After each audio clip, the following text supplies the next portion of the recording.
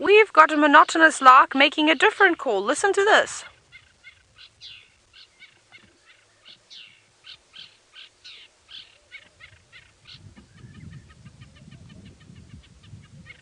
Isn't that bizarre? Now you can see it's definitely a lark. Look at its behavior. See how it's fluffing itself up, the crest on top of its head, which they always sort of make fluff up when they start to call, sitting on these trees. Now they're not calling, none of them are all calling the typical monotonous lark way. I can hear one calling in the distance. That's really interesting. I don't know why it's calling like this. Different birds have different calls. Should we see if there's... Actually, what I want to do is I want to play through the entire call of the monotonous lark, because they could describe different sounds. So this is a normal one we hear.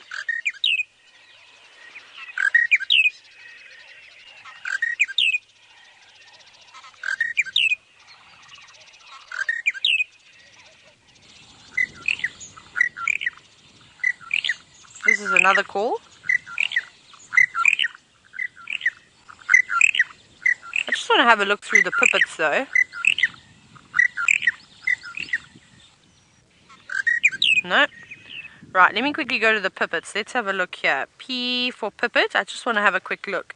Maybe it isn't a monotonous lark, but it sure looks like one. It's definitely behaving like one. Let's play this one. This is an African pipit.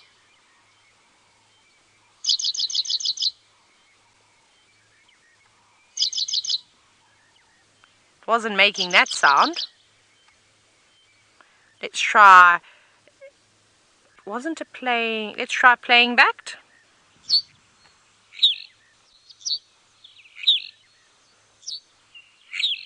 Does that sound like it'd be him?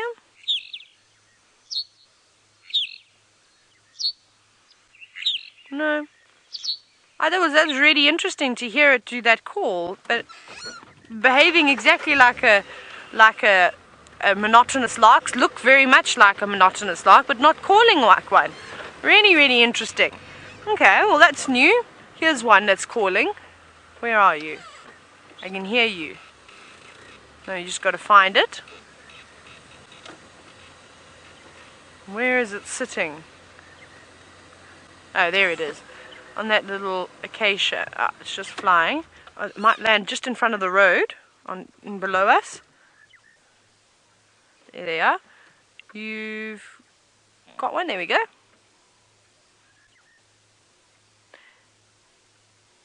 Come on, come out. You chasing insects. That one is indeed chasing insects. Louise says to me now she doesn't know that the larks were capable of silence. That is true. They're quick on their feet too. I didn't realize how quickly they could run. The ones that we're hearing making all the noise are the boys. It's the males trying to get the attention of the girls. And as Tristan was saying the other day, is maybe that was actually a female sort of making a little chirping noise, maybe responding to a boy. That's possibly what it could have been. But their breeding season is so short already. I've noticed that we're not hearing as many. There's always one calling right through the night, but they've definitely died down. There's no more sort of chorus going on at the moment. So they're probably up and leaving. And I'm going to miss all our migratory birds. I'm going to miss them so much.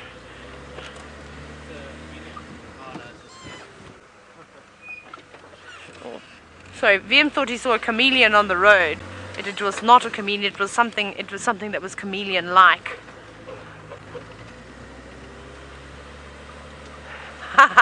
Judy, you've said that even the monotonous larks get sick and tired of hearing their own calls. I think you're quite right. I would also, I ended up closing my window the other evening because they were making such a noise, and I don't mind the sounds of nature, so birds chirping. Remember, the buffalo weavers live right outside my room and they don't even bother me that much.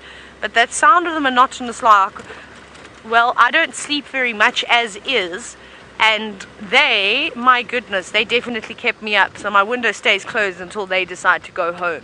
Wherever they've come from, they must go back now. But the sound that I'm missing, can you believe it? Can you hear? You're about to hear these words come out of my mouth. I miss the call of the woodland kingfisher so much. I actually really miss hearing that all the time. It's such a happy tune in the bush, and I'm sure you are also all a little bit sad And they're still around though, a couple of them, but just there's no need for them to advertise. They've come to the end of the breeding season, and well, soon they're going to be going home. Alright, let's see, we're just driving on the Kruger Park boundary at the moment. Just having a very, very quick look around here to see everything, if there's anything, and then we'll go back down towards the big open plains and have a squiz down there. And then we shall pop past where the caracal was.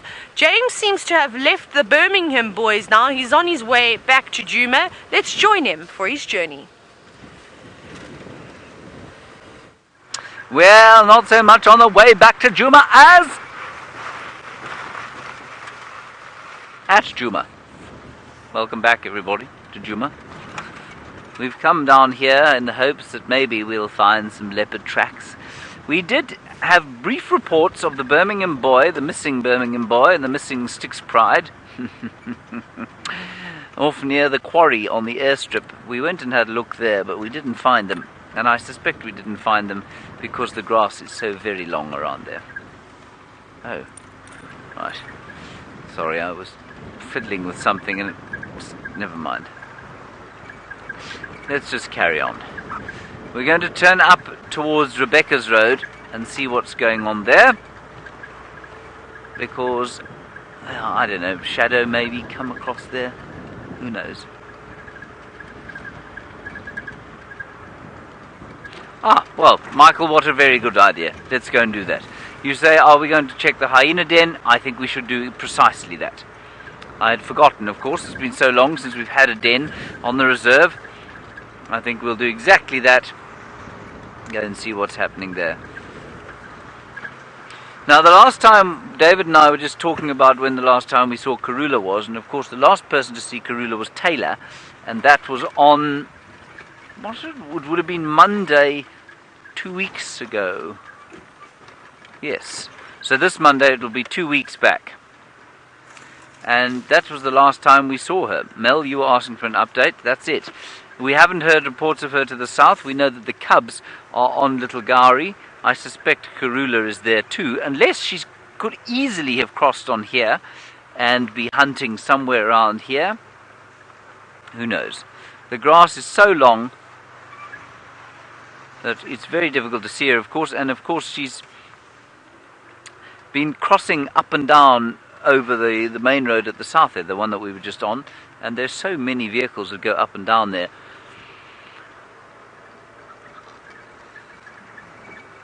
There we have... No, we don't. You're running away, are you? Thank you. Thank you so much. An impala ram. Little bachelor herd. I'm enjoying watching these little bachelors because they're just starting to get into the rut. It's just starting to get a little bit unfriendly with each other. Yesterday, or 2 days ago when we were on foot, we had them snorting at each other for the very first time. This season, of course. Now let us see if we can't find some birds. We thought that the return that Tristan and Taylor have got for their birds is not very good, really. No. We've seen 2 roller species, 2 lapwings, 2 vultures, a couple of swallows, golden-breasted bunting. What else have we seen, David? Doves, dove species. So we've had at least 9. Of course, these have to be live birds, I suppose, as not dead. I mean, seen live. Maybe we should. Shall we make a late start, David? Let's make a late start to the bird challenge. See how close we get. At the moment, not very. Are you looking for birds, David? Yes, good. Now, apparently, we are not going to be allowed to show you any birds because, well, Tristan would like to update us on his movements. I will see you at the hyena den. Well, I would, James. I would love to show you birds, but unfortunately I have none to show. There was some oxpeckers sitting in this beautiful dead tree, but they flew away, and so we decided we would have a look at the beautiful leopard orchid instead. So you can see, even though this tree is dead, there is this plant growing off on the right-hand side, and that plant is surviving purely out of its own accord. It's not using any nutrients from that dead tree. It's not surviving off the dead tree in any way. It's just using it as an anchor point. And it's called an epiphyte. Now, an epiphyte means that it's an air-breathing plant, and it effectively means that what happens is that plant is able to absorb what nutrients that it needs through digesting itself. So as old leaves die off, they fall into the plant, and the root structure of this tree is not going downwards. So it's not like normal, it grows up in a crisscross fashion like this, and so as those leaves die, they then fall in, and it basically digests itself, as well as any other leaf that falls from the surrounding trees that will go inside of that plant. So very, very clever. And then it absorbs moisture just through the atmosphere, so through the air that is around it. On a day like today would be a perfect time, especially after that rain that we had yesterday. That plant will absorb a lot of those nutrients. And it's called a leopard orchid because of the flowers that grow out of this plant. The flower is a beautiful yellow flower with little black spots on it that looks very much like a leopard's coat, and that's where it comes from. It also so happens to be the largest orchid in southern Africa, so these guys get massive. That's still a small one. You'll get much, much bigger ones. In fact, there's a really beautiful one at Chitwa Dam in one of the dead trees there. It's very, very, very large and very, very pretty. Now, traditionally, there's not too many uses for it. I know it's used as a love charm from time to time, so maybe some of the guys in our camp could utilize that. Craig, you got a significant other? No, so maybe we should get Craig some leopard orchid and see if he can find himself a girlfriend. I'm sure there will be many willing contenders. James says he's tried to lure Scarlett Johansson but has not had very much luck. No, James, I would imagine not. It would take you having to actually meet her in order to have that happen, but unfortunately she doesn't spend much time in Africa. And hopefully you do not lure Craig then, because Craig is also looking, so you wouldn't want to lure Craig in. It would be quite creepy. But let's carry on that note. Let's carry on and see what else we can find. I came into this area now because I wanted to check. There's a den site here that we had a bit of activity for hyenas a few weeks ago. Maybe it was in February, eh, Hubby? February. And I'm sure that there's another den. The amount of hyenas that we see other than ribbon in the area early in the mornings means that there's got to be somewhere else that they are spending time. So I'm just trying and figure it out. It's very difficult in the afternoons because you don't have any really fresh signs. The best time to do hyena searches is in the morning, and that's when you kind of go and you look for where the most tracks go to and enter into the block, and then you sort of follow those in and try and find where they've been resting. And I'm hoping that potentially they do have a den somewhere in this area, but I haven't really seen too many signs this afternoon. I keep seeing the different hyenas around here, so I wanted to try and check. But I think what I'm going to do is the next time I'm on walk in the morning, I'm going to take that opportunity and try and walk around in these areas and see if I can't find fresher tracks. And hopefully we can then find another place that they're at. Right, so we're struggling with our birds and we're not doing very, very well. And unfortunately, I'm probably going to have to concede that I not only didn't see a caracal, but I also am going to lose the bird challenge, which is not ideal because I'll never hear the end of it. So let's go across to my competitor and see what she's going to be squawking about.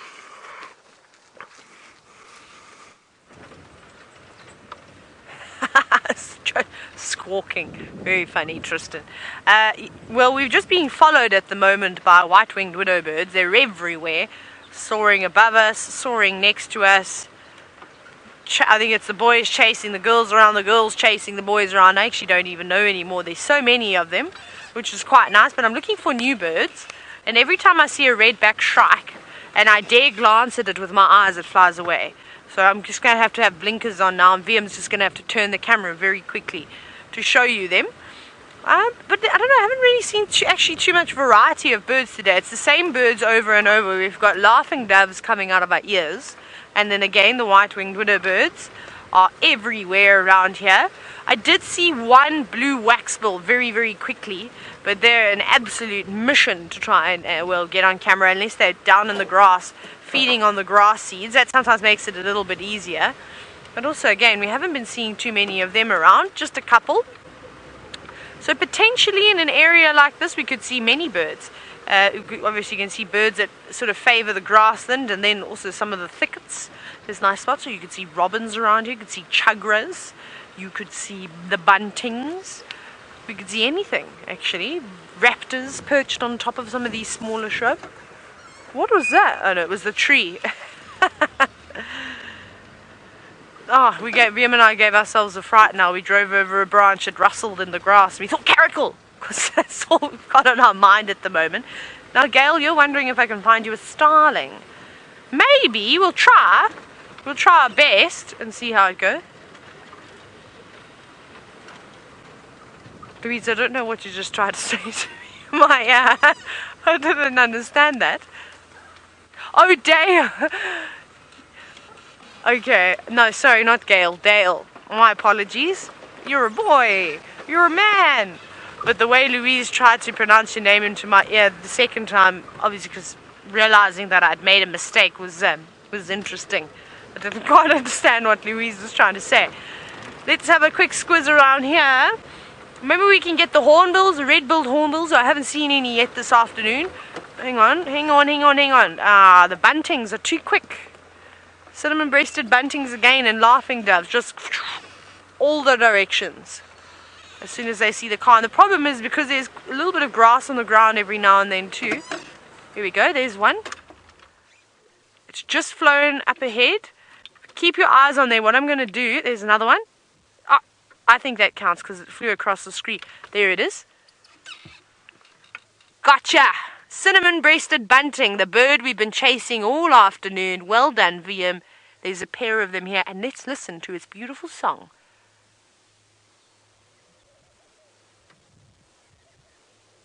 No, it's not singing. That is so typical. Let me see if I can go forward, because the two of them will be quite beautiful together. So that's another one. So keep looking on the left. I'm going to switch off, and we're going to try and roll down into the sighting. No, they've just spooked. They're just on that low-hanging branch of this bush willow. If you go to the left a little bit. There we go. Yeah, sorry, the right. There they are. There they were. And there they fly, the two of them. Off they go. Beautiful little birds. They're tiny, tiny, tiny. They're about the size of your fist, maybe even a little bit smaller than that. Bouncing about. And they've just got the most striking, beautiful colors. Look at the white and black stripes going across their heads. Very, very typical of the buntings, and the golden-breasted bunting looks almost identical, besides the fact that its breast is a golden, beautiful yellow versus this lovely cinnamon color. And those are the two buntings that we see on a regular basis. Beautiful little birds, very chatty, make lots of noise, but a cool one to add to the list. There we go. So they haven't given us a slip. I was a bit worried. Those little ones are hard. Those little LBJs are sneaky birds, and they do tend to evade you. Now we're coming down to a little wetland, and I saw some snipes the other day. Maybe we get them again, some painted snipes. Let's see. I don't know if I'll be so lucky though. I think my luck could possibly run out after everything today. Now, what did you see? An elephant, VM. Well spotted. There is indeed an elephant. Now, Kathy, you're wondering if there are... Louise, please may I have that question again? Sorry, I got distracted by the elephant. Oh my goodness, look at it push down the tree. You go. With absolute ease, the tree falls down. How cool was that elephant? Goodness, you're not very happy. Or, well, I suppose you were maybe just a little bit lazy to stretch your trunk up. Now, Kathy, you were wondering if there are any birds that we see in well, sort of seasonal birds, so birds that we see in winter that we don't see in summer. It's sort of the other way around, more or less. Most of the birds come through for our summers, especially if they are intra-African migrants, because the summers further up north are much hotter than ours down here. So, for instance, the woodland kingfisher is going to go, the stepped buzzard, not stepped buzzard, the stepped eagles are going to go. I'm going to catch up to this elephant. So there's quite a few different ones that we see, all the cuckoos as well. Let's check carefully in these reeds. We could see some nice birds here. Otherwise we will take a break from birding and we'll have a look at that gorgeous elephant. No, not much happening here. That's a pity. Okay, let's catch up with our Ellie, who is now feasting. Oh, there's a little baby too. There's a whole herd of elephants. And try and get a nice view. Little brown rocks in the long grass. And with a beautiful sky too. So there's the big cow that pushed over that tree. And that's nice. Like we saw last night, you'll find that some of the other little ones would be attracted by that sound. And I'm sure that they will go and feast on the same tree that Mom's feeding on. But there are loads of Ellies coming here. OJP, now you're wondering why that cow pushed down the tree. It purely just to, well, you know, like I said, I was joking when I said she was lazy. She's not really lazy, but ideally that tree was obviously a bit too tall for her to feed comfortably. So the next best thing to do is we'll just snap it halfway on the trunk, make it tip over, and then not only can she feed on it, but many other animals too. So you might find something like a bushbuck or a kudu or an inyala, if they were in this area, would be able to feed off of that tree now, which they would have never been able to do unless it was a very small one. So that's really kind of her. Thank you, girl.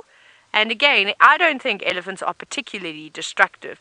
And the reason being is because even though that tree is now, well, pushed in half and she doesn't look like she's actually eating much of it, it's now providing a home for, like that caracal that we just saw, that would make a good hiding spot for a caracal, for mongoose, for the ground-dwelling birds such as guinea fowl and franklins. They can all go and utilize that little spot. Lizards, squirrels, you name it. The list is endless of animals that will use that as a home or even just to protect themselves.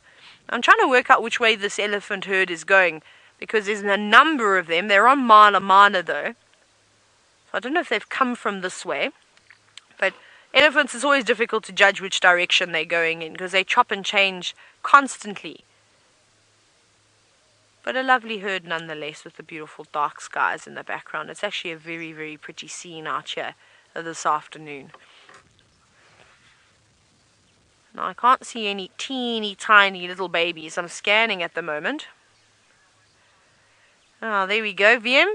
A lovely compliment paid to you. Thank you, everybody. VM is fantastic. He's a brilliant at what he does.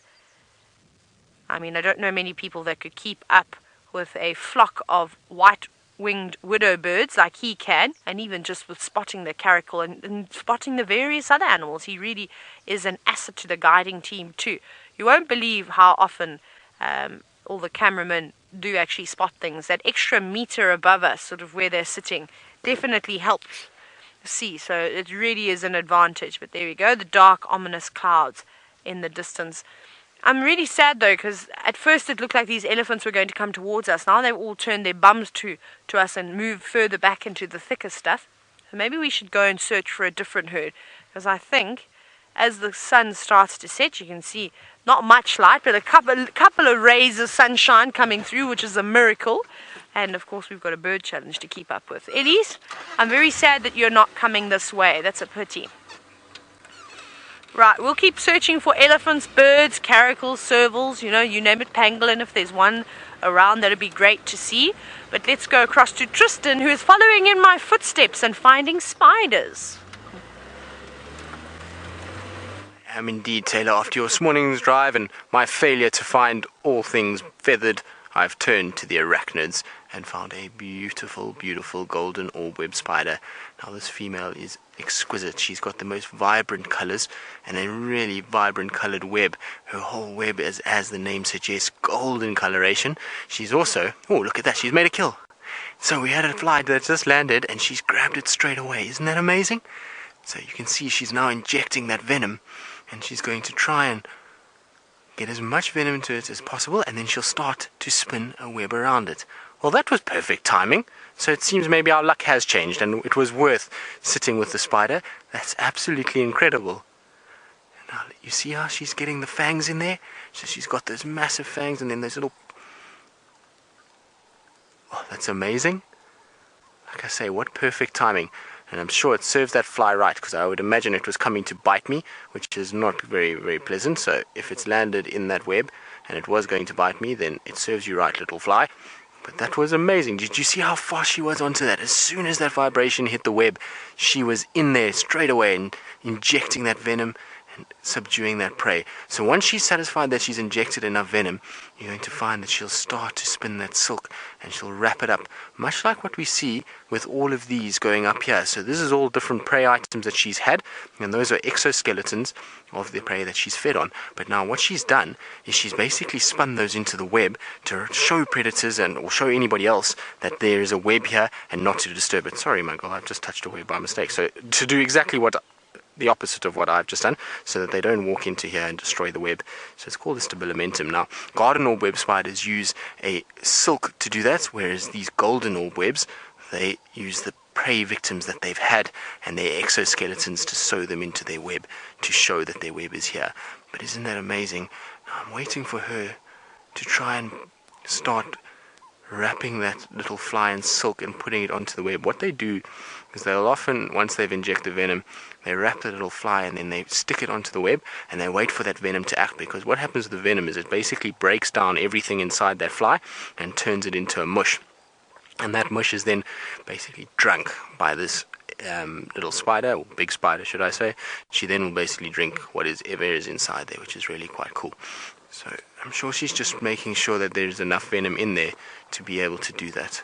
But that was absolutely amazing. Now the incredible part about it is you saw as that fly came in, the fly landed and it's got stuck straight away, but you see how quickly she's able to move around there. So she's got very specialized feet. They almost look like two little claws, and they're able to move around on top of that web without getting stuck at all. So she's got a very, very different way that she can move, unlike the insects. And you notice that if you look in the web itself, that there's sort of cross lines that go through. So a lot of those are sort of anchor lines and actually are not sticky at all. So she'll utilize those to be able to traverse the width of her and length of her web, which is quite amazing.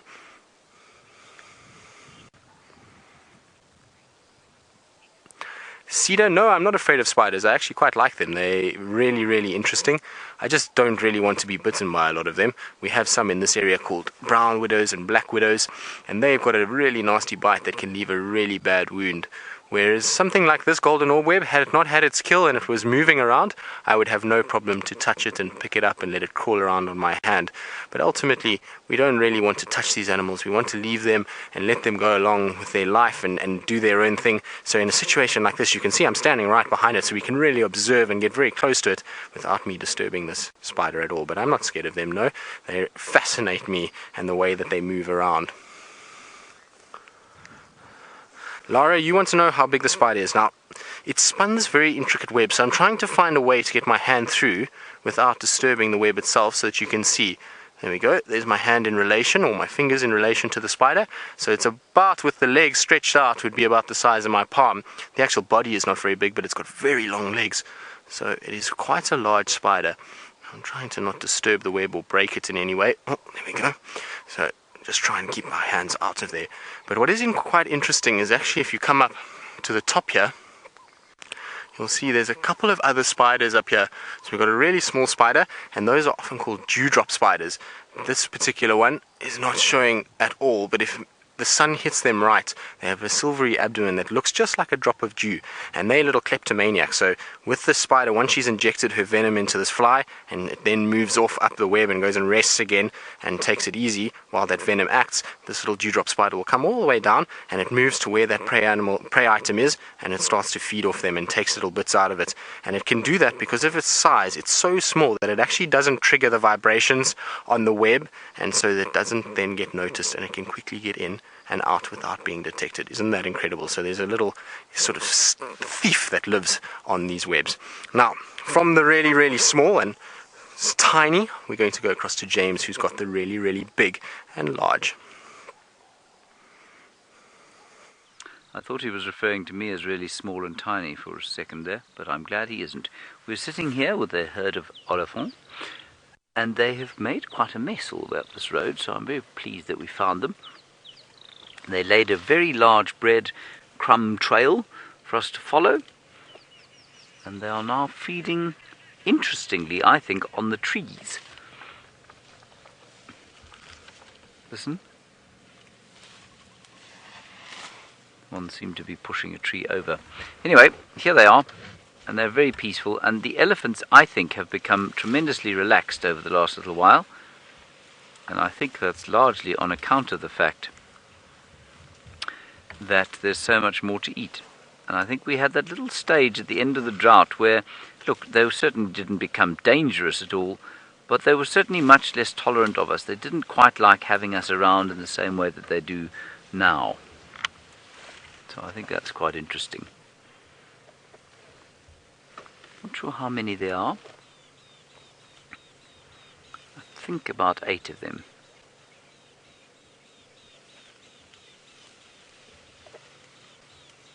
So quiet. In fact, they're feeding more quietly than the wind is rustling in the tops of the trees.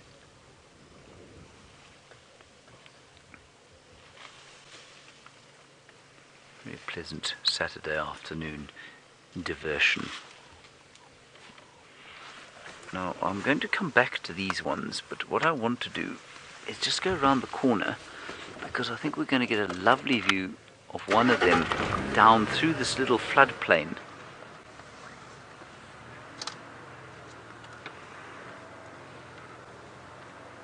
Yes. It is. Not the best view in the world, but it's quite a nice view. Not so nice, David? He's sort of behind a bush, isn't he? Yes.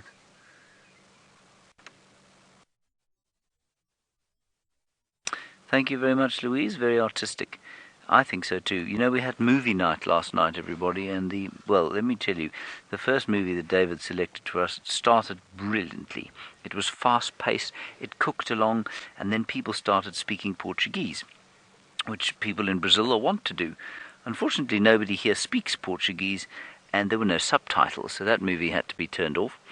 Then he found something that can only be described as art house horrific.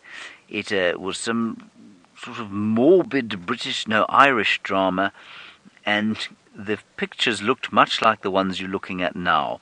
Very slow, obscured by bits and pieces of either vegetation, car, or house, and we gave up on that one too.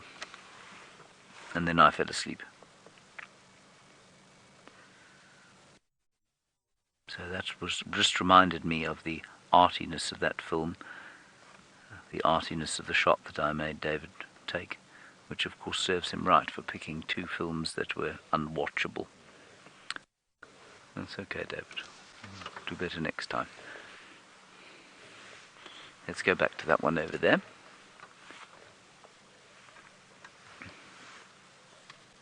Fairly large tusked animal.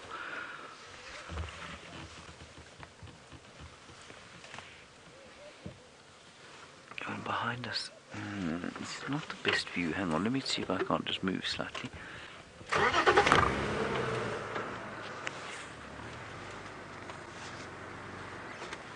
Just go up this road.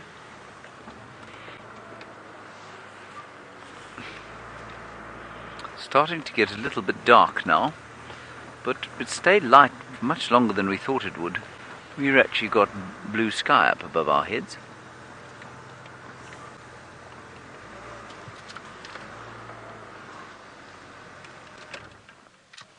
Just look at the little calf there. Let me roll back slightly. Yes, that's the one. And as we came up here, there, see how the little calf stopped? Stopped and looking and smelling now at us. Trying to decide if we mean any harm and therefore whether she should go towards Mum or just carry on exploring. Oh, lovely young cow there, just scratching her ears, telling us that we're close enough and please don't come any closer. Oh, she's being wonderful. Look at this. This is fantastic. She's only about 3 meters from us. Now, Reese, you ask a very interesting question about the tusks and whether or not they are right or left tusked, and can they be? Yes, they are often right or left tusked. Reese, yesterday I saw very clear evidence on what was a young bull, I think, who had a notch. In fact, it was during a school drive, had a notch across the front of his left tusk, and that indicates that that's the tusk that he uses all the time to pick grass and break off trees, and eventually I suspect that notch will become a break. So they're not obviously, but like you and I, we're not sort of limited to one hand, but certainly they do prefer to use one hand. Let's go a little bit forward. One hand, one tusk.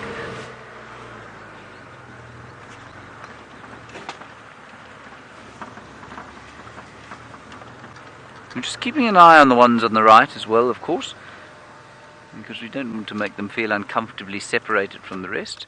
So we'll just stop here with this bush behind us. And they're sort of moving, well, this one's turned south, but they've been moving north. Sort of to and fro, up and down over the road. And I think they're concentrating in this area. The elephants do definitely seem to concentrate on areas before moving on and away.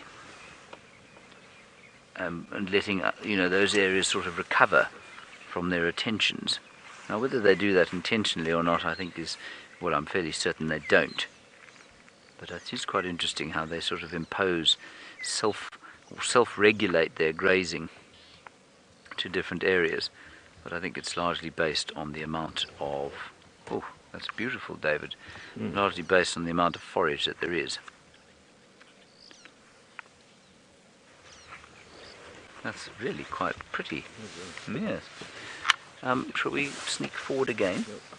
I was just searching for a flower whose name I'd forgotten.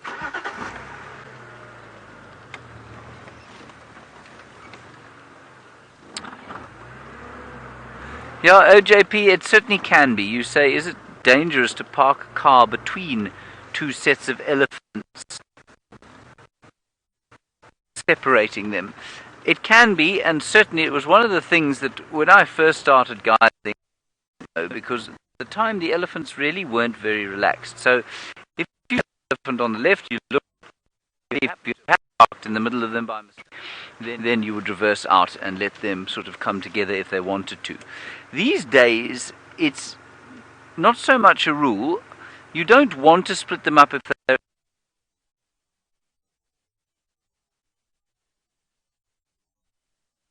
I'm pretty sure...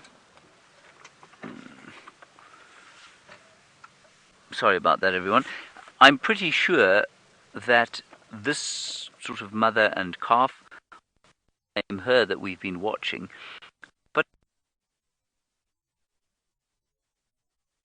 sort of intervening almost 20 years, I guess, that, yeah, you can park in between them. You've got to watch them carefully. And Taylor had an incident yesterday where she said, I'm not going to get in between them because they're obviously agitated. And she was watching a herd with a bull, and the bull had agitated them, and so she was being very careful and not getting in the middle of them. These chaps are not agitated, there's no bull harassing them, and so we're very comfortable being where we are in between the herd.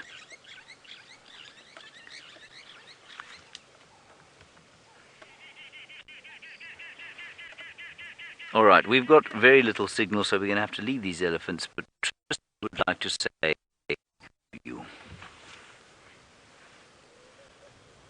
Indeed, James, it's all of a sudden gotten very dark. I was quite optimistic just now. It started to lighten up, and then all of a sudden the clouds kind of came over, and it's gotten really very, very dark. And we do not want to bump into James Ellies on foot in this weather, because otherwise we're going to be very, very, very bad situation. It's starting to get that dark that we can't clearly see.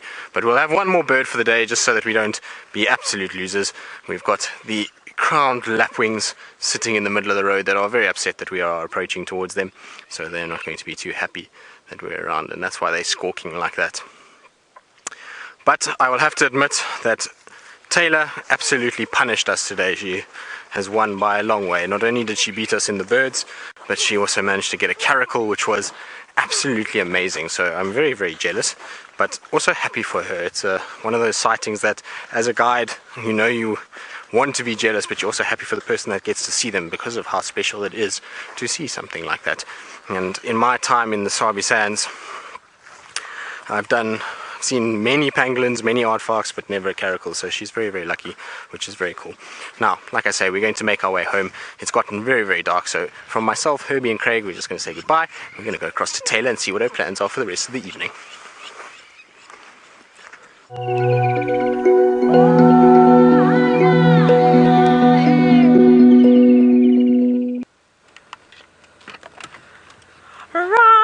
We're back. Of course, we're still on Cheetah Plains, and we very quickly went past where we saw that caracal, and I had a little drive around there, but unfortunately I'm also not surprised by this. The caracal's not there anymore.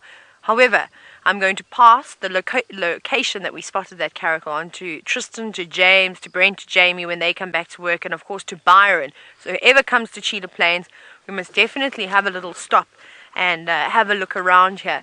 And I know, JC, sorry, I said I was going to get back to your question. Your question was earlier that are caracals sort of social like lions? They're not. They're solitary, so very much like leopards. You'll see mom with offspring, and they sort of have their territories set up in a very similar way too. So you'll see many females in an area that they mark and defend territories, and only a handful of males. Now, just to give you an idea of how big their territory actually is, I once read, now for the life of me I cannot remember the particular area that they did this study, but it was an area of just over 14,500 acres of land, and in that 14,500 acres, I think it was a private reserve or something, and they said that they'd seen 15 adults, caracal, and 10 juveniles. So they worked it out that each caracal has about just over 500 acres of land as a territory.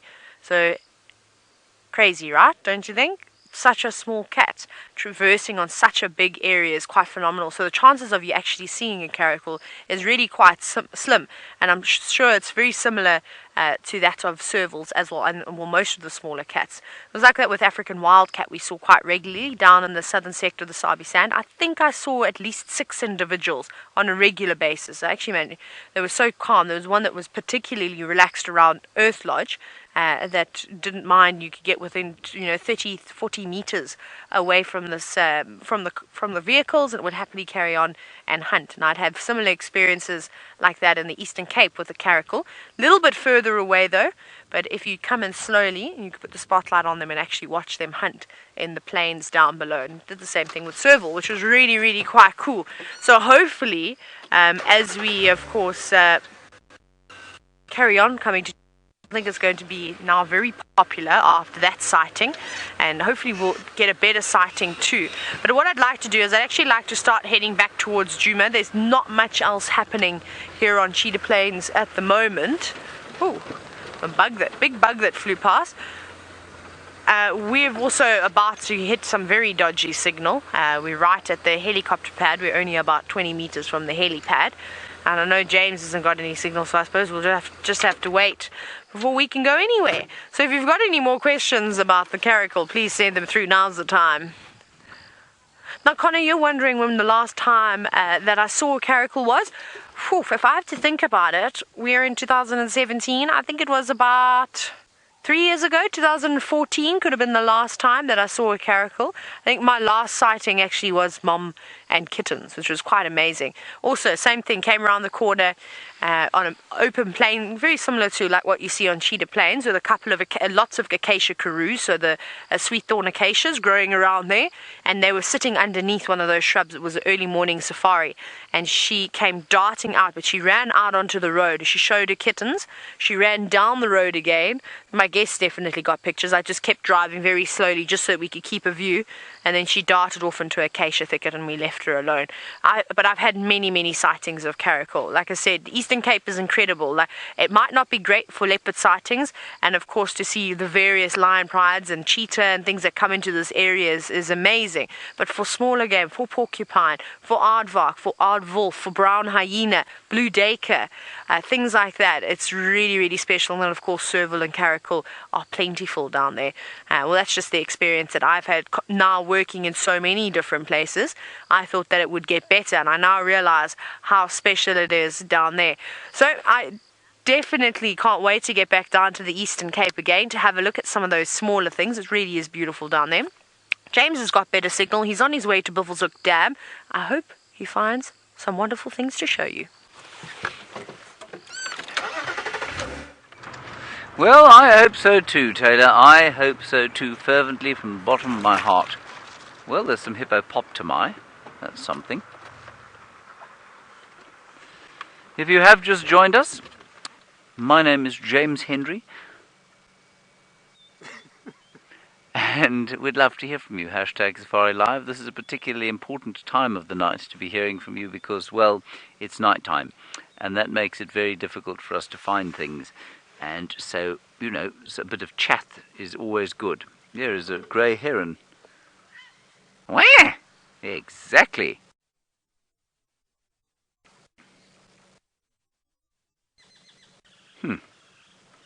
And there are the hippopotami.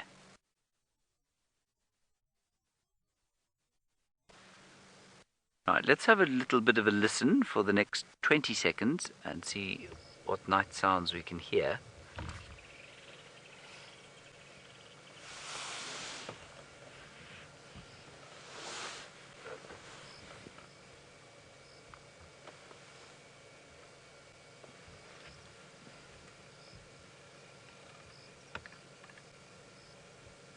The answer seems to be almost nothing. And I'm sure that's on account of the weather, the lateness of the season, which means the birds are not going to be calling nearly as much as they would normally, or as they would have, say, a month ago. And of course we're still in the changing of the guard period before the night creatures have come out. But it really is amazing to me how this weather does to the animals precisely what it does to you and I. David, what's the matter? Why are you laughing at me? You're thinking of something. Well, I'm not going to ask you to share it because it'll probably be unshareable. Good. Okay, so we're going to leave Buffelshoek Dam now because there doesn't seem to be a great deal going on here at all. We're going to do... Oh, here comes the grey heron again. We're going to do... Yes, I know. We're going to do Drakensberg Drive, and that is because that is the place where David and I saw our serval all those years ago when we were still getting to know each other. All those years ago, about a year ago. And, well, we think that because Taylor managed to find herself a caracal, we should be able to find ourselves a serval. Don't you think, David? Yes. Especially as we know where it hangs out, or used to hang out. Of course, a serval could hide less than 2 inches from your face in grass like this, as I suspect that caracal was doing once Taylor lost sight of it. In that grass, well, it's only luck it's going to help you find a cat in there.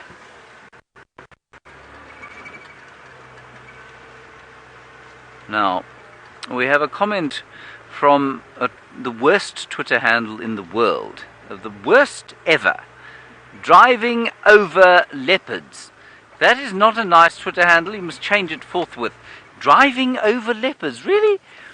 Driving over leopards says it would be nice to see an owl. It would be very nice to see an owl, and I will certainly do my level best to find one, but only if the next time I hear from you, you are not driving over leopards.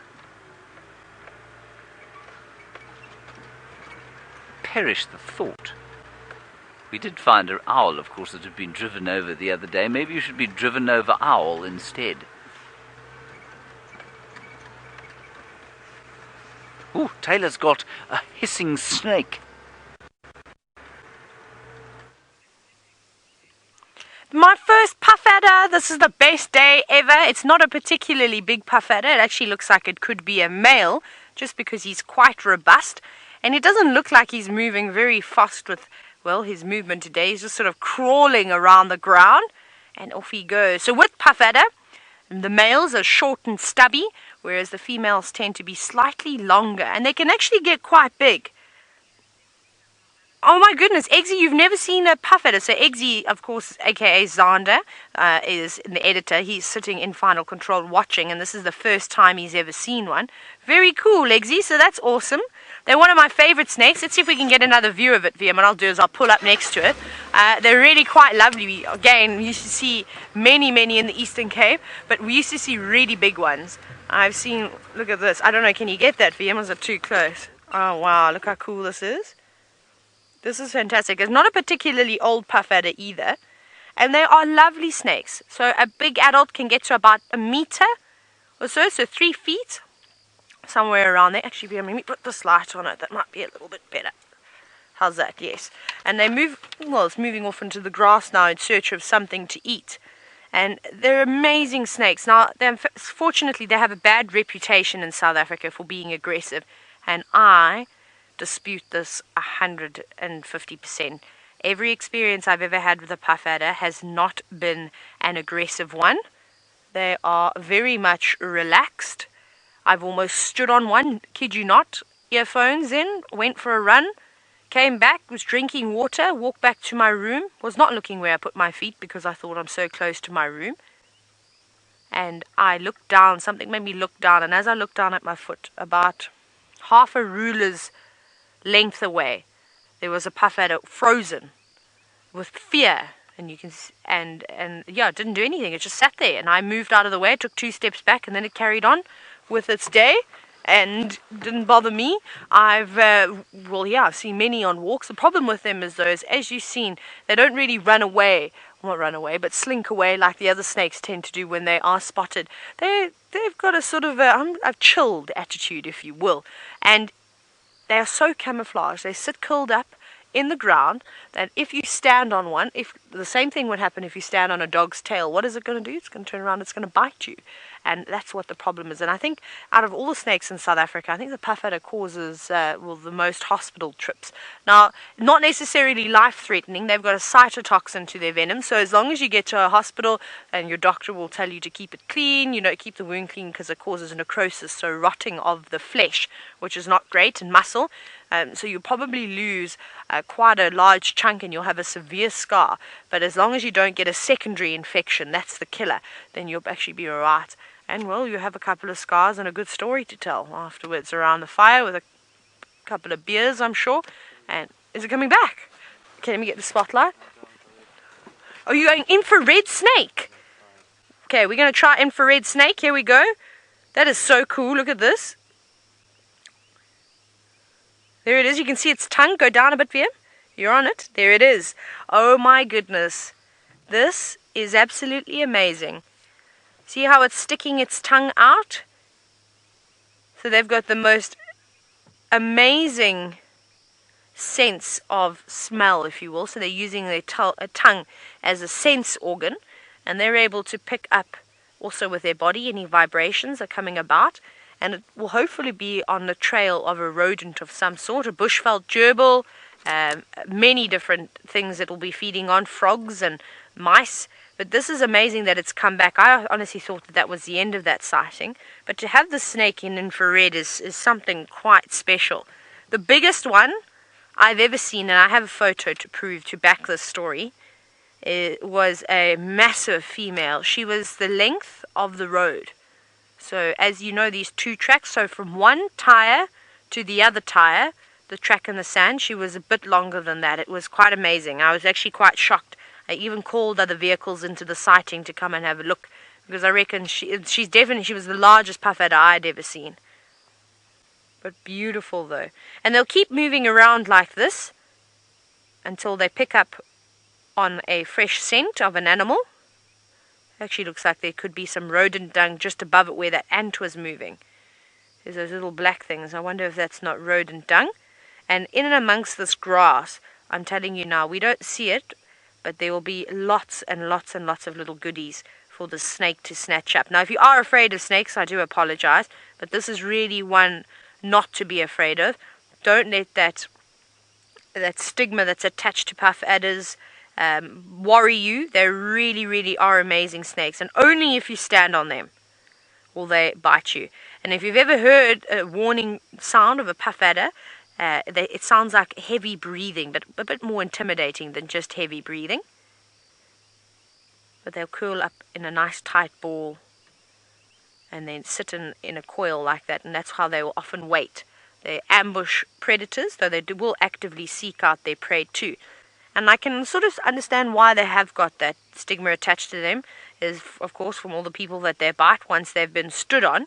But they're also the fastest striking snake in the world. Can you believe that? That something so short and stubby as a puff adder is able to strike really, really quickly. At this time of the year, after all the rain, there might be little mice babies. Now, Cedar, you're wondering, when are they most active? I've seen them just as active at night as they are during the day.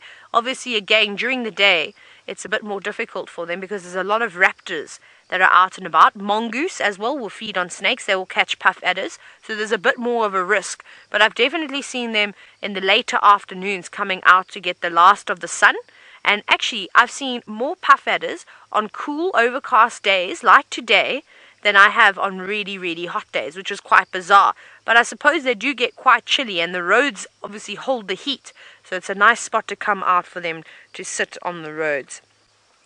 But at night, they definitely are on the hunt looking for things. They've got much better vision than the prey that they're searching for, and much better senses than their prey, of course. And they're so quiet. They move so quietly. That's really cool, VM. That was really amazing with the infrared.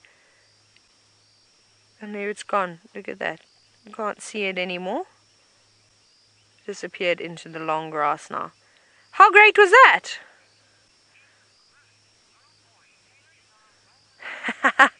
Ruth, you've said that I am on a roll this afternoon.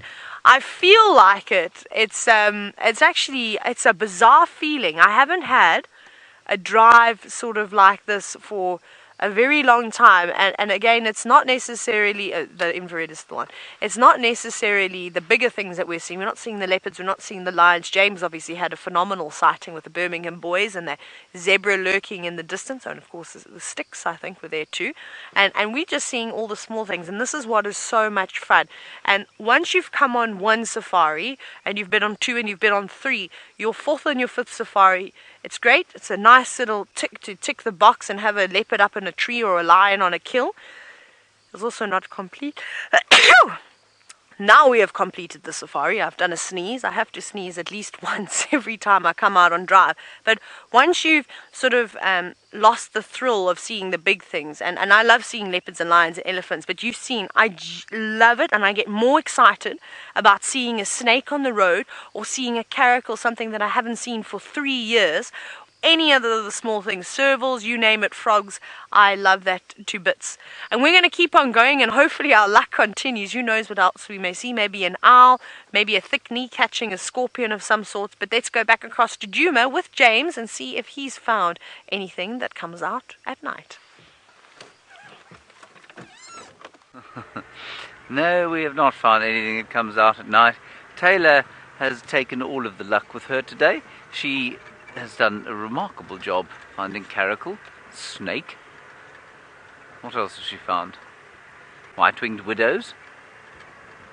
She's having a wonderful time coming back from Cheetah Plains. We're now on Drakensberg Drive. Oh, murderous grey heron as well. Yes, of course.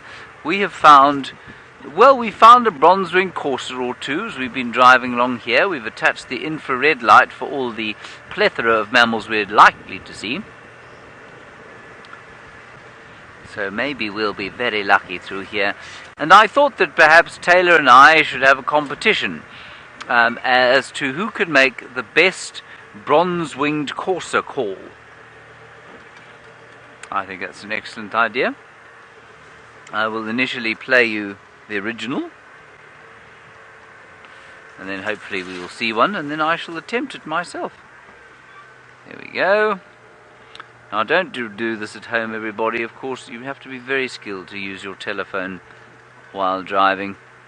It's not advisable, especially in traffic. Alright, are you listening?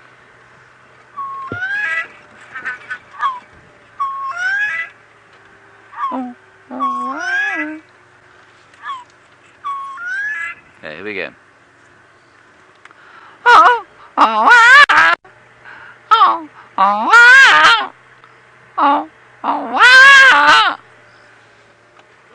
Okay, good.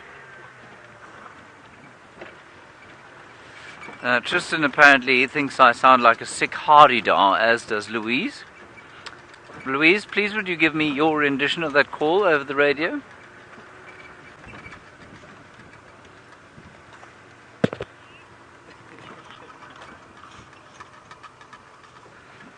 Did you hear that, everybody? That was Louise's call.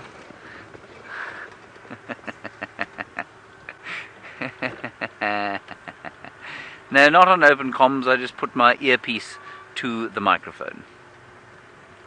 There we go. Well done, Louise. And nobody heard. That makes me very sad. Alright, never mind. David, would you like to have a go? Okay, go for it. Very good. You like the Joe Cocker of, or Louis Armstrong of the bronze-winged courser world. That's very good. Yes, very gravelly bronze-winged courser. If you must be careful, don't do that again, or the female bronze-winged coursers will come herring out of the bushes to see who this gravelly man is. Marvin, you thought I was choking. Well, thank you, Marvin. I wasn't, in fact, choking. Thank you, I think. Of course, the fact that I am a presenter here means that I must be polite to you and thank you for what you've just said, making a contribution to the show, despite the fact that I might not feel that genuine about my thanks now, given that you say you thought I was choking.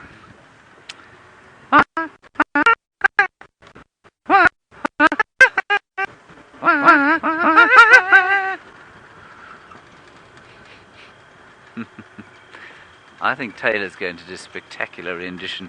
I also think we must ask Wiem to do it too, because it will be funny regardless.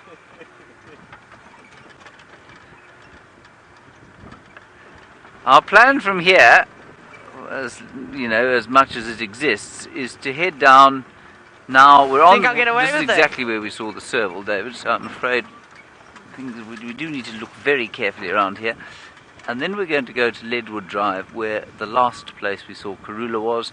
There's no way she's still there from the same visit, but maybe she'll pitch up there. There's an elephant. Let's try the IR light. There we go. Oh, that's so exciting. I cannot see that elephant in the darkness, so the only way we'll know if it's going to get upset with us is if it, well, turns towards us. Isn't that cool?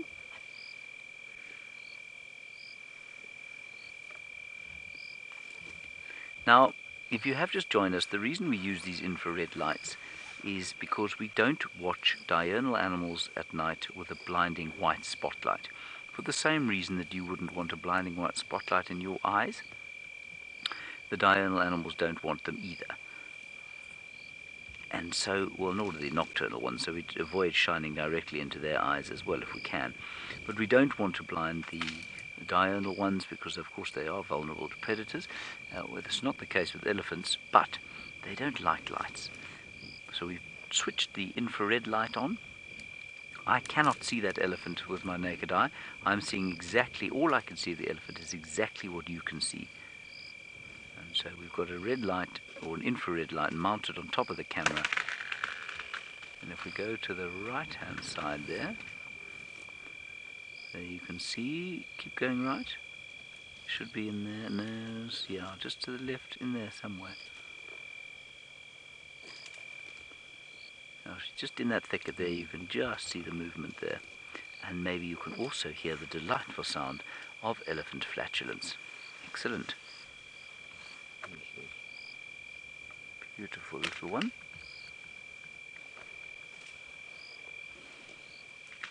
Isn't that special? I think this is the most wonderful innovation.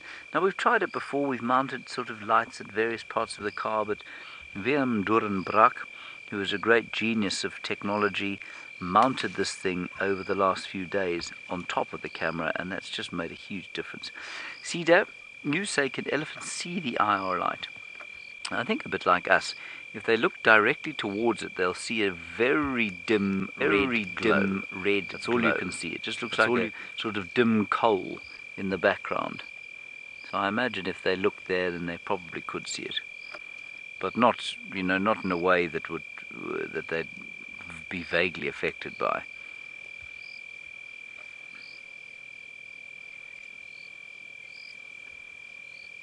And infrared means, of course, below red. So the red end of the visible light spectrum is the lowest energy and lowest frequency light, and infrared is below. The frequency of the light waves is lower than we are able to pick up with our eyes. So what we're seeing there, as far as I understand it, is an interpretation of the light picked up by the camera lens. So the camera lens is more sensitive than our eyes and is able to pick up the infrared reflection, and in so doing create an image. She's got quite long tusks, and those are very typically female elephant tusks. They're straight and thin and sharp and long. Not want to be on the end of those. Let's just try a little bit to the right again, Dave. Now there we go, and there's a little one calling out there.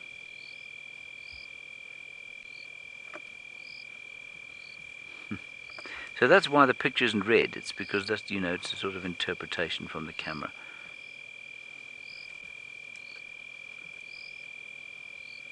And while the colour is certainly nothing like as fantastic as it would be under white light, it just opens up a whole new world of things that we can look at that we wouldn't normally be able to.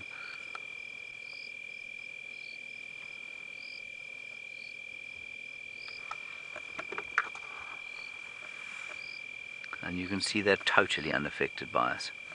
They're just getting on with it, feeding away.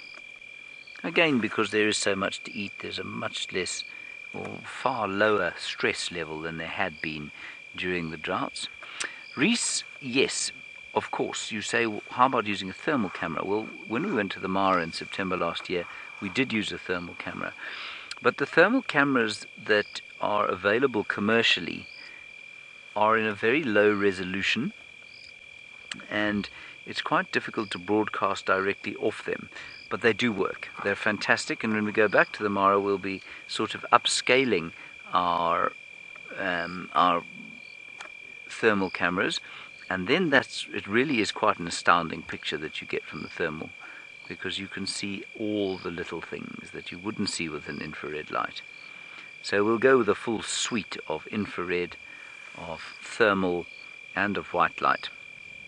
So the idea would be to find, for example, lions with the thermal camera, and then watch the hunt on the thermal camera, so we wouldn't have to affect the hunt at all. And you've got to have quite a sophisticated thermal camera to be able to follow a hunt, because obviously you can't be sort of 2 meters behind the animal. And then as the takedown happens, you can switch on the white lights, because by then, of course, it doesn't matter to the prey, because they're going to be dead soon. And for the predators, once they've caught the animal, well, then they don't need to stay hidden. Marvellous. Well done, David. That was quite fun, wasn't it? It was. Yes. Are we still in infrared? That's why I'm green, isn't it? It's not because I'm seasick. No. Ah, there we go. My cheerful cherry-like visage has returned. Taylor has found yet more.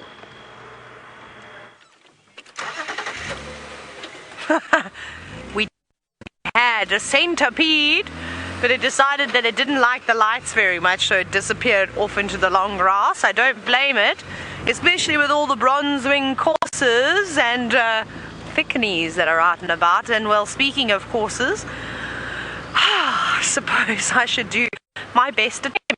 I think we should play the call though as well, just so I can hear it once more. I've actually been practicing since I've been off air. Right, let's get the bird. Oh, actually, I'm very good. I've already got it there. Turn the volume on. Are you ready?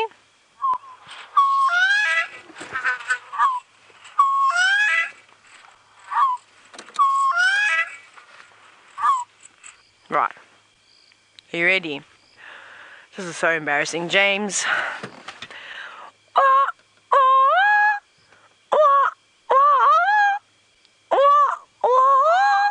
That's it. I can't do any more to save myself the embarrassment. It is ridiculous, the things that I'm made to do. I feel as though I'm forced into them. Louise, what is my rating? Who wins? I feel like James probably did a better bronze wing courser than what I did. Nope.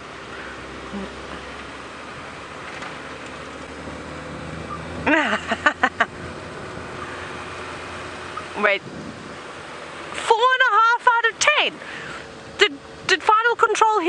same bird call that I just did. I thought it, VM, surely it was better than 4.5 out of 10. What do you think? At least a 6.5. Thank you, VM, for having my back. Those ladies in Final Control, on the other hand, my goodness, they need a stern talking to. And Louise is now trying to pull rank. I'll just tell you what she's just said. She's just said to me that director gets a final say. So if you dispute Louise, Louise's well, comment #Safari Live, and but I feel like James probably did a bit better call. I think he chose that one knowing that he was quite good at it. Yes, I don't think I've ever had to try and imitate a bronze-wing horser before. Darby did the best call. That's interesting. I have to go back and hear the David's. Okay, VM needs a chance too. VM, the stage is yours.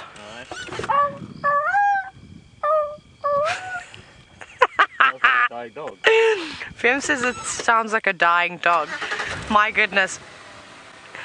However, I can only imagine that if anybody is still on sundown break in this area, must be thinking something is dying out in the bush. I don't think we're very good at bronze-wing courser calls, but mine is definitely better than 4.5. VM, I will give you 7.5. Actually, I'm going to give you 10 out of 10 because your camera work today is outstanding. So you get 10. VM wins. I'm also, I don't know, I'm pulling rank because I'm the presenter that's live at the moment. VM wins. VM gets the award for best everything today. Oh, he gets the man of the match award, I think. We need to actually get a trophy and start a man of the match or something along those lines. That's obviously a sporting award. I'm sure that between Kirst and James I could think of something very punny. Louise, what did you say? What was your one? I'd missed that. I was too busy talking. No, Louise says Cam Up of the Month. No, it needs to be an overall, I think, award. Don't you think, VM? Like, so something that could be awarded to anybody. And it could be the directors, could go to the editor, it could be in any kind of award, just depending on how hard you've worked, and also who you bribe. I feel like there'll be many bribes going on in camp between the team. I think VM says bribing should be allowed. I think VM, even if it wasn't allowed, it would still go on in camp via chocolate when the chocolate stash runs out, or what else does everybody crave in camp? Oh, hang on, I've got another thing. Remember I said to you this morning about the antlions?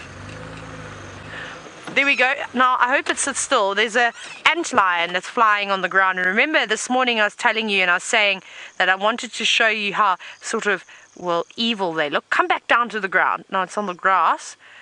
And I just love the eye shine, the reflection that you get off of their eyes. They're funny looking things, but there we go. There's the antlion that we saw the spider eating this morning, who I can't find in my spider book. I think my spider book is not in depth enough. I think I need to purchase another one while I'm on leave, but I think it was one of the orb spiders that we were looking at, just one of the smaller ones. There's many different types of orbs, so I'm still trying to find that one, but there's the very, well, spooky looking antlion with a reflection, with the tapetum flash coming off of its eyes. Very cool.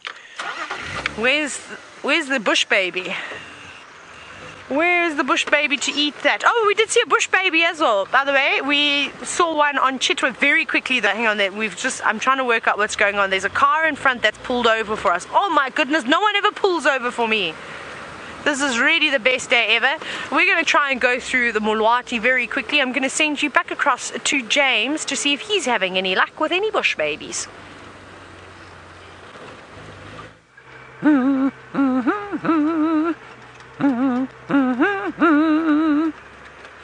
Taylor's was not bad, I must tell you, but she left out the last note.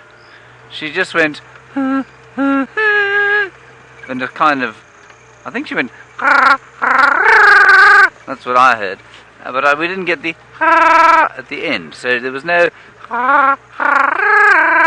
it was just that first two notes. Owl, no, button quail.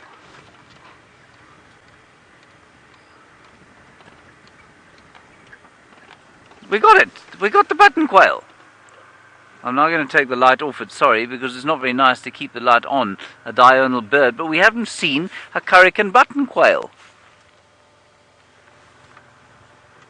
Hooray. David, and there, that's what Taylor was talking about, antlion. It's had a go at me.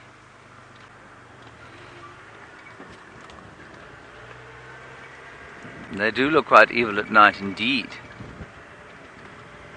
So, Louise, who is the winner? Is it David, the Louis Armstrong, Satchmo, Joe Cocker, Brian Adams of the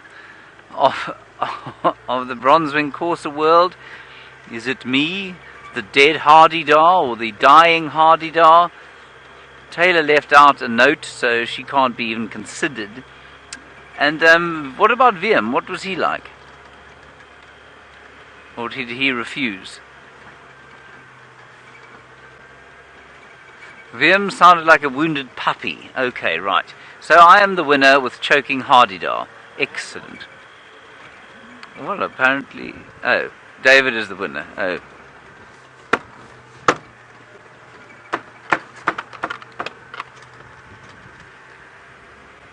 Well...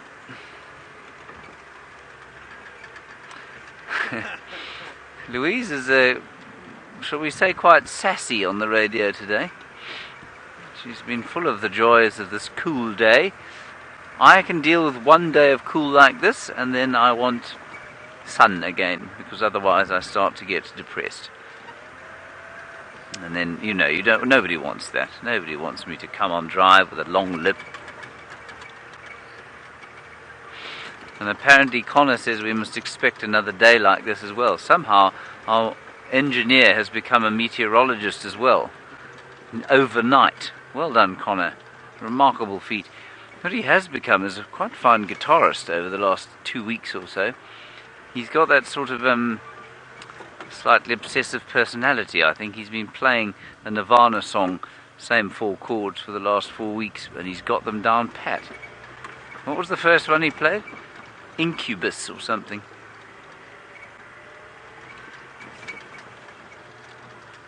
And now he's added meteorologist to his long list of talents,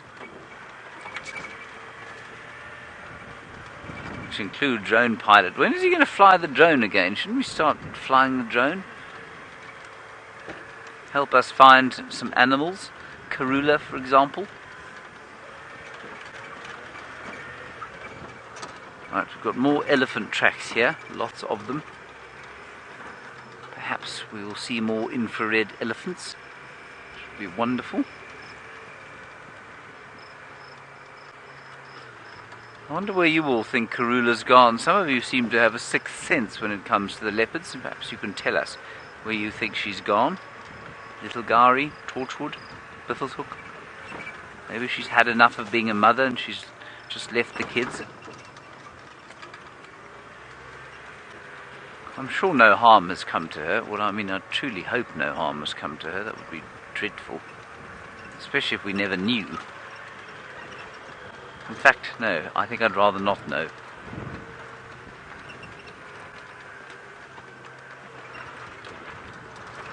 Gosh, David, it is teeming with life out here, isn't it? I mean, I don't really know where to shine the spotlight next. Sure.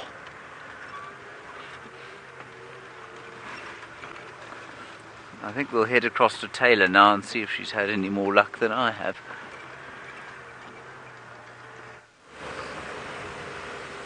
No, James, sadly I think we're slowly but surely running out of luck. The sand is, well, trickling away now, and we haven't really got much else. Wiem and I are just discussing as to why Darby should win the Bronzewing Courser award. I don't think so. Wiem, I think you do. So please, can you convince all the viewers why you should have the award? It's my birthday. Your birthday? No, not really. I was going to say, I think I would know if it was your birthday or not. But we should have just gone with it as well. Yeah? We should have just kept it a secret and said that. I think Wiem gets the award for creativity, definitely. Woo! Goodness, that's a bit bumpy. But we're back on Djuma, by the way, just in case you were wondering. We're just on Weaver's Nest. Up we go over this hill.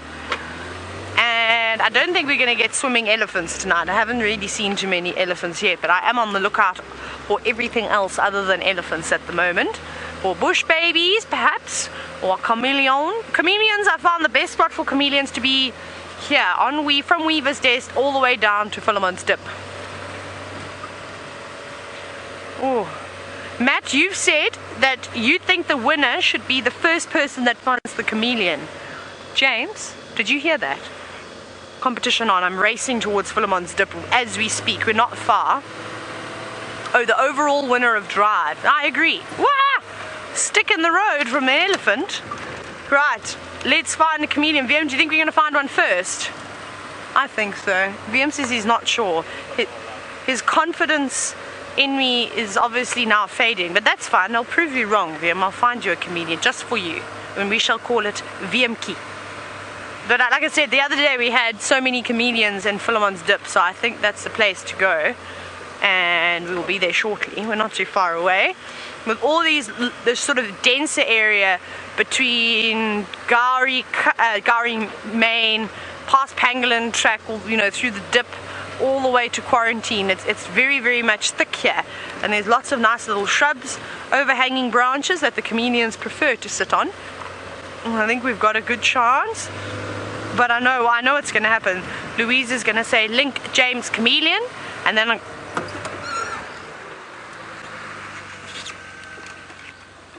no, VM, don't show the people that. Okay, I'm so sorry, I just ate a bug. So I've sneezed, I've eaten a bug. James hasn't got a chameleon, but he's got an owl. David?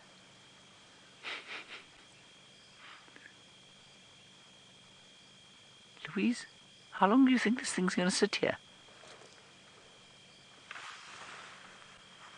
Oh, sorry. Hello, everybody. We didn't get the communications. Louise said I'm going to ask for a link, and there we are. Well, she did link. It's a spotted eagle owl, the same species that we dissected the other day. We're not going to dissect this one because it's alive, obviously. And it's sitting on the road, and the most interesting thing about it is if you watch its head, especially as I talk, come on, don't stop doing it now. It was moving it, bobbing it from side to side and up and down. And it's doing that to try and find out what we are and how far away we are. There, just like that. It's a very dark night. It'll be struggling to see us. I wonder, do you think you'll be able to follow it, Dave? Because I think it's going to take off. Well, he looked like he was going to. Isn't he cool? Now, he's big. He's probably about 2 feet tall.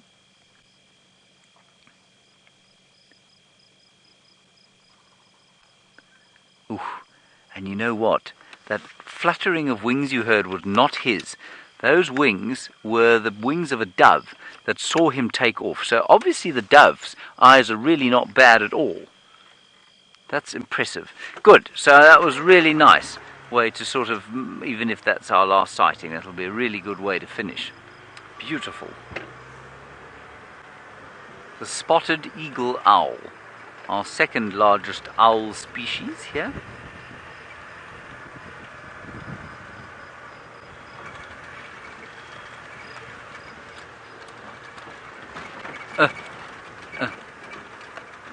And now, says Louise, sassing us again for a chameleon. Louise, we'll do our level best.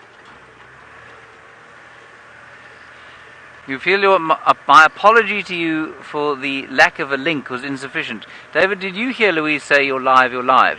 Negative. Louise, you needed to press the mouth, the presser thing.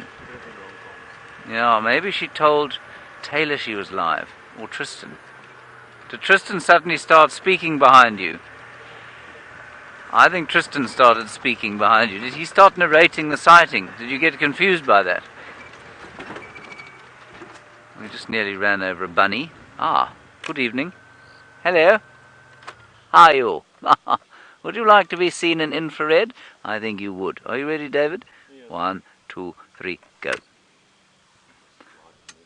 Right, that's not ideal, really. There we are. There we have Hyena. Hyena.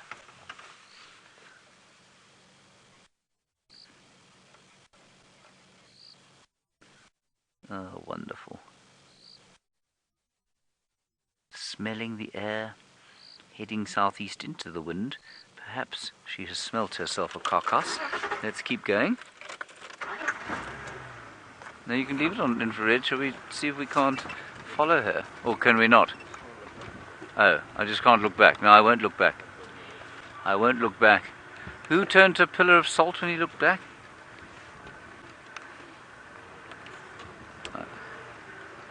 Lot's wife. She turned to a pillar of salt when she looked back. The hyena has gone, I'm afraid. No, there it is. What is that? That's an antelope, yes. Well done, David. It's quite a nice range on this light. Cool. Well, unlike Lot's wife, I will not look back. Now, the reason David says that I must not be Lot's wife is not because the infrared light will turn me into a pillar of salt, although that would be thoroughly amusing, I've no doubt. It's because if you're very close to these infrared lights, they're not good for your eyes. So the distance that the elephants were and that hyena was, they don't make any difference. But if you're sort of within 3 meters of them, they can be damaging if you stare at them for a long time. Is it off now, David?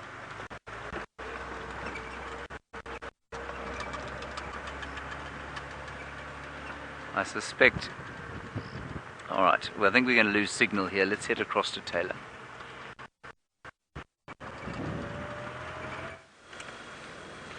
Right, we haven't found a chameleon just yet, but when in doubt, I think because it's a little bit chilly this evening, they're all maybe a bit further into the bushes. I like to look in the marula trees, and I've seen a couple. Hang on, maybe I can angle these. No, they don't go any higher. A little bit. But quite difficult to spot them on a chilly night like this. Not impossible, but just, of course, not as many as what you normally would see. VM, that's a brilliant idea. Now, VM's obviously got the infrared on, scanning.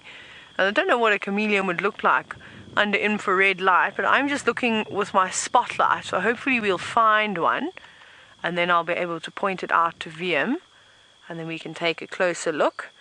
But it would be really nice, actually, to have a chameleon in infrared. I think that could be quite spectacular.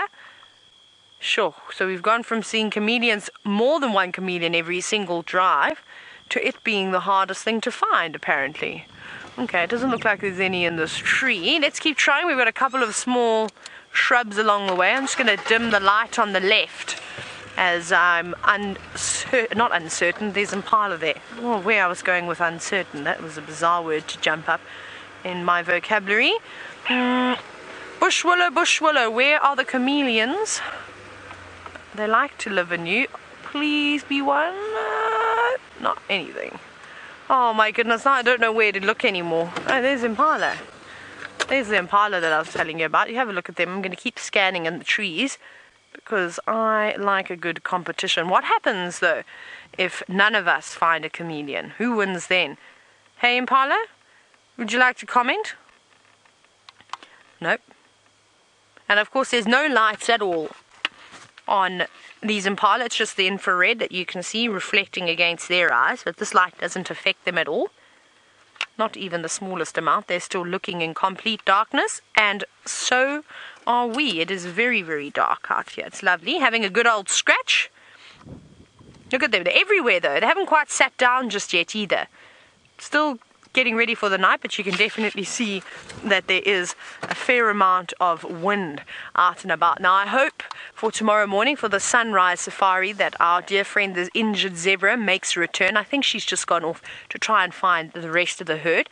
So hopefully we'll bump into her along the way. Wouldn't that be great? But I'm sure that she's doing fine. Let's make sure she just keeps away from the Birminghams, of course. But it has been the most incredible afternoon out here, and I hope that you have enjoyed it just as much as we have. It's from lions to caracal to snakes to hyena, you name it. Everything has been about, and I really hope that tomorrow morning for the sunrise safari it'll be just as fantastic. From all of us here at Wild Earth, thank you very much for your support. We'll see you soon.